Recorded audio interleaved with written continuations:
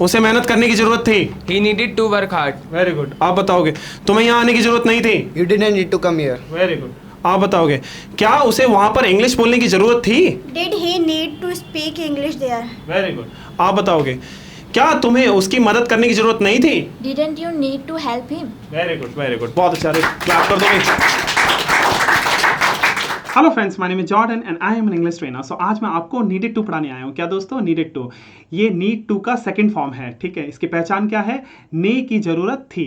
Past के sentences को बनाने के लिए नीडेड टू का यूज किया जाता है। अब मैं आपको एक एग्जांपल बता देता हूँ ताकि आपको समझ में आ जाए कि एक्चुअली नीडेड टू का यूज कैसे किया जाता है। जैसे कि उसे मेहनत करने की जरूरत थी, उसे नाचने की जरूरत थी, तुम्हें अपने दोस्त से मिलने की जरूरत थी। ठीक है, तुम्हें मुझसे बात करने की जरूरत थी। ठीक है ना, तो इस तरीके के सेंटेंसेस को बनाने के लिए नीडेड टू का यूज किया जाता है। आ जाइए इसको अच्छे से पढ़ लेते हैं। ये देखो लिखा भी हुआ है नीडेड टू। इसकी पहचान क्या है, ने की जरूरत थी या फिर ने की आवश्यकता थी। ठीक है ना, तो अब आप पूछोगे ये ने क्या है। इस ने को आपको वर्ब के अंत में जोड़ते जाना है और सेंटेंसेस को बनाते रहना है। जैसे कि तुम्हें वहां जाने की जरूरत थी या फिर तुम्हें वहां जाने की आवश्यकता थी। तो जाने, जाना क्या है, वर्ब है, उसके अंत में आपने जोड़ा ने, तो क्या हो गया, जाने।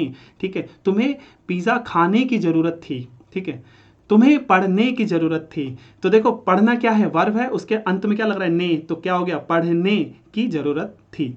आइए अब हम कुछ सेंटेंसेस की प्रैक्टिस कर लेते हैं ताकि आपको समझ में आ जाए कि किस तरीके से नीडेड टू का यूज किया जाता है। पॉजिटिव सेंटेंसेस बनाने के लिए निम्न स्ट्रक्चर का प्रयोग किया जाता है। तो देखो स्ट्रक्चर भी लिखा हुआ है, सब्जेक्ट प्लस नीडेड टू, फिर प्लस वर्ब के फर्स्ट फॉर्म का यूज करना है, फिर प्लस ऑब्जेक्ट, उसके बाद फुल स्टॉप लगाना है। नीडेड एक्चुअली नीड का सेकंड फॉर्म है, यानी कि नीडेड टू का यूज पास्ट के सेंटेंसेस को बनाने के लिए किया जाता है। आज ये सेंटेंसेस की प्रैक्टिस कर लेते हैं। ये देखो पहला सेंटेंस क्या है हमारा, उसे सोने की जरूरत थी। तो लास्ट में साउंड क्या आ रहा है, ने की जरूरत थी, तो इसकी वजह से क्या आ जाएगा दोस्तों, नीडेड टू। तो इसका ट्रांसलेशन क्या हो जाएगा, he needed to sleep. Clear हो गया। आ जाइए नेक्स्ट सेंटेंस पढ़ते हैं। हमें वहां जाने की जरूरत थी, तो इसका ट्रांसलेशन क्या हो जाएगा, we needed to go there. Next sentence क्या है हमारा, उसे काम करने की जरूरत थी, या फिर आप बोल सकते हैं उसे काम करना था। ठीक है, तो इसका ट्रांसलेशन क्या हो जाएगा, she needed to work. Clear है। आ जाइए नेक्स्ट सेंटेंस पढ़ते हैं। हमें दोपहर का भोजन करना था, या फिर आप बोल सकते हो हमें दोपहर का भोजन करने की जरूरत थी। तो इसका ट्रांसलेशन क्या हो जाएगा, we needed to eat lunch. Next sentence पढ़ते हैं। उसे अपनी पढ़ाई पर ध्यान देने की जरूरत थी, तो इसका ट्रांसलेशन क्या हो जाएगा, he needed to focus on his studies. आज ये नेक्स्ट सेंटेंस पढ़ते हैं। मुझे वह जगह छोड़नी पड़ी, या फिर आप बोल सकते हो मुझे वह जगह छोड़ने की जरूरत थी। तो इसका ट्रांसलेशन क्या हो जाएगा, I needed to leave that place. Clear है। तो आ जाइए अब नेगेटिव सेंटेंसेस की प्रैक्टिस कर लेते हैं।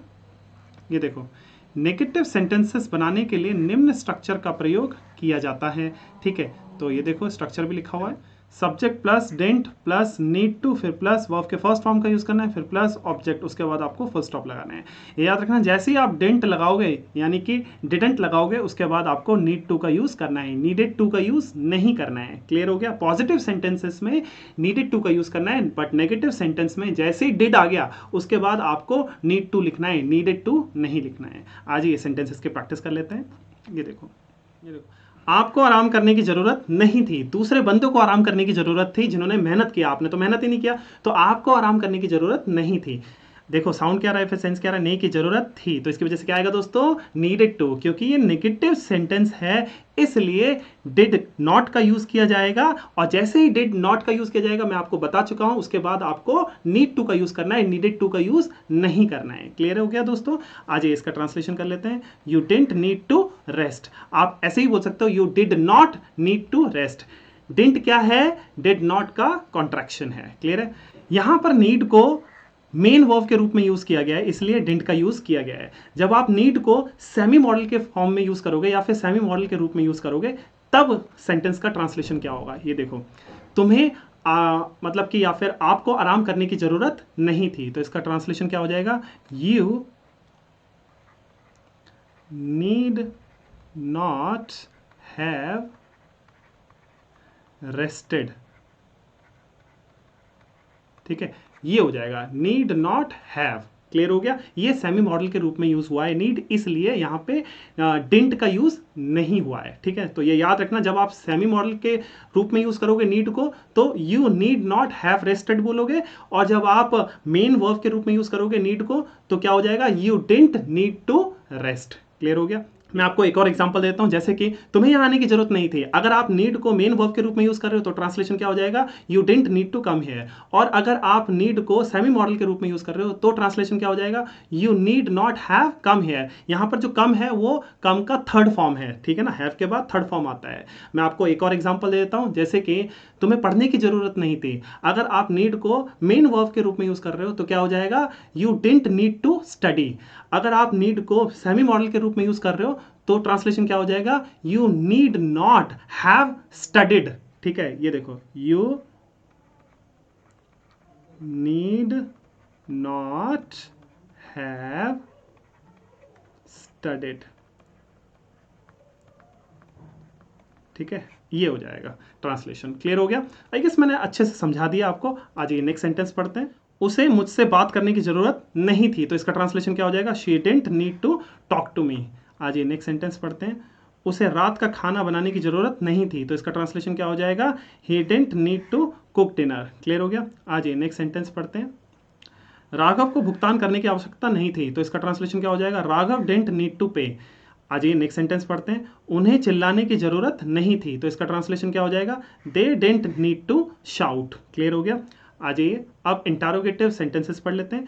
इंटरोगेटिव सेंटेंसेस बनाने के लिए निम्न स्ट्रक्चर का प्रयोग किया जाता है। तो देखो स्ट्रक्चर भी लिखा हुआ है, डिड फिर प्लस सब्जेक्ट फिर plus need two plus verb के फर्स्ट फॉर्म का यूज करना है, फिर प्लस ऑब्जेक्ट, उसके बाद आपको क्वेश्चन मार्क लगाना है। ये याद रखना, सब्जेक्ट से पहले आपको डिड लगाना है, और जैसे ही डिड का यूज किया जाएगा उसके बाद आपको नीड टू का यूज करना है, नीडेड टू का यूज नहीं करना है। आज एक कुछ सेंटेंसेस की प्रैक्टिस कर लेते हैं। देखो पहला सेंटेंस क्या है हमारा, क्या मुझे ऐसा करने की जरूरत थी, तो लास्ट में साउंड क्या रहा है या फिर सेंस क्या रहा है, नहीं की जरूरत थी, तो इसका ट्रांसलेशन क्या हो जाएगा, did I need to do that, did I need to do that. Clear है। आ जाइए नेक्स्ट सेंटेंस पढ़ते हैं। क्या आपको उसे सिखाने की जरूरत थी, तो इसका ट्रांसलेशन क्या हो जाएगा, did you need to teach him. आज ये नेक्स्ट सेंटेंस पढ़ते हैं। क्या उन्हें चिल्लाने की जरूरत थी, तो इसका ट्रांसलेशन क्या हो जाएगा, did they need to shout. Clear है। आज ये नेक्स्ट सेंटेंस पढ़ते हैं। क्या उसे उससे मिलने की जरूरत थी, तो इसका ट्रांसलेशन क्या हो जाएगा, did she need to meet him. यहाँ पर नीड को मेन वर्ब के रूप में यूज किया गया है, इसलिए यहाँ पर डिड का यूज किया जा रहा है। ठीक है। जब आप नीड को सेमी मॉडल के रूप में यूज करोगे तो ट्रांसलेशन क्या हो जाएगा, देखो उससे पहले मैं आपका स्ट्रक्चर लिख देता हूं। नीड फिर सब्जेक्ट प्लस फिर हैव लगाना है आपको, ठीक है, फिर प्लस वर्ब की थर्ड फॉर्म। ठीक है, तो ट्रांसलेशन क्या हो जाएगा, need she have met him। ये ट्रांसलेशन हो जाएगा, need she have met him, इस तरीके से ट्रांसलेशन हो जाएगा। तो दोनों ही दोबारा मैं बता देता हूं आपको। जब आप नीड को मेन वर्ब के रूप में यूज करोगे तो ट्रांसलेशन क्या हो जाएगा, did she need to meet him, और जब आप नीड को सेमी मॉडल के रूप में यूज करोगे तो ट्रांसलेशन क्या हो जाएगा, need she have met him. Clear है, need she have met him. तो यहाँ पर टू का कोई चक्कर नहीं है, टू नहीं लगाना है जब आप सेमी मॉडल के रूप में इसको यूज कर रहे हो। ठीक है, ये याद रखना है। आइए अब हम नेक्स्ट सेंटेंस पढ़ते हैं। ये देखो, क्या अर्नव को अन्वेषा को देखने की जरूरत थी, तो इसका ट्रांसलेशन क्या हो जाएगा, did Arnav need to see Anvesha. Clear हो गया। आई गेस आपको समझ में आ चुका होगा कि किस तरीके से इंटरोगेटिव सेंटेंसेस को बनाया जाता है। आज ये अब नेगेटिव इंटरोगेटिव सेंटेंसेस की प्रैक्टिस कर लेते हैं। ये देखो, नेगेटिव इंटरोगेटिव सेंटेंसेस बनाने के लिए निम्न स्ट्रक्चर का प्रयोग किया जाता है। तो देखो स्ट्रक्चर भी लिखा हुआ है, didn't plus subject plus need two plus verb के फर्स्ट फॉर्म का यूज करना है, प्लस ऑब्जेक्ट, उसके बाद आपको क्वेश्चन मार्क लगाना है। ये याद रखना, सब्जेक्ट से पहले आपको डिडंट लगाना है, और आपको मैंने पहले ही बताया है डिड एक बार लग गया तो उसके बाद आपको नीड टू लिखना है, नीडेड टू नहीं लिखना है। आ जाइए सेंटेंसेस की प्रैक्टिस कर लेते हैं। तो देखो पहला सेंटेंस क्या हमारा, क्या उसे आपसे बात करने की जरूरत नहीं थी, तो लास्ट में साउंड क्या आ रहा है, ने की जरूरत थी, या फिर सेंस क्या आ रहा है, ने की जरूरत थी। इसकी वजह से क्या आएगा दोस्तों, नीडेड टू, क्योंकि ये नेगेटिव इंटरोगेटिव सेंटेंस है, इसलिए डिडंट सब्जेक्ट से पहले आएगा और उसके बाद नीड टू का यूज किया जाएगा। जैसे ही डिड आएगा, मैंने बताया था आपको, फिर आपको नीड टू लिखना है, नीडेड टू नहीं लिखना है। क्लियर है? तो ट्रांसलेशन क्या हो जाएगा? Didn't he need to talk to you. आ जाइए नेक्स्ट सेंटेंस पढ़ते हैं। क्या उसे काम करने की ज़रूरत नहीं थी? तो इसका ट्रांसलेशन क्या हो जाएगा? Didn't she need to work. आ जाइए नेक्स्ट सेंटेंस पढ़ते हैं। क्या तुम्हारे पिता को उसकी मदद करने की ज़रूरत नहीं थी? तो इसका ट्रांसलेशन क्या हो जाएगा? Didn't your father need to help her. आ जाइए नेक्स्ट सेंटेंस पढ़ते हैं। क्या उन्हें मुझे फ़ोन करने की ज़रूरत नहीं थी? तो इसका ट्रांसलेशन क्या हो जाएगा? Didn't they need to call me. आ जाइए नेक्स्ट सेंटेंस पढ़ते हैं। क्या दीपशिखा को आराम करने की ज़रूरत नहीं थी? तो इसका ट्रांसलेशन क्या हो जाएगा? Didn't Deepshikha need to relax. ठीक, सो आई गेस आपको समझ में आ चुका होगा कि किस तरीके से नीडेड टू का यूज़ किया जाता है। Next time again I will come with different video with different concept. Thank you so much.